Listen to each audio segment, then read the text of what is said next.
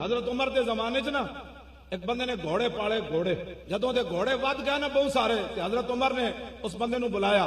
یہ ہوتی ہے تبدیلیاں. حضرت عمر فرمایا بھی دو گلاں تو ہن ہو گیا امیر, یا تے گھوڑے مدینہ تو باہر لے جا یا مدینے چ رکھنے نو تے مدینے دا چارہ تو نہ خرید سکتا.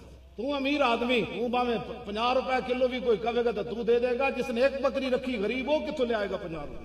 اے تبدیلیاں ہوندیاں نا. آج اس ویلے 36 لاکھ مربع میل دا حکمران ہوے نا ریاست مدینہ والے تے پھر مدینے تو چل کے تے بیت المقدس تک کلے حضرت عمر ہوندے تے نال غلام ہوندا. جدوں پہنچنے نا ملک شام تے ابو درداء تے قاضی القضات ہوندے حضرت عمر دی طرفوں چیف جسٹس تے آپ انہاں کول جا کے مہمان رہندے تے آپ فرمایا روٹی لے آؤ جی. انہاں کہا جی پک رہی. انہاں کہا روٹی لے آؤ. انہاں کہا پک رہی.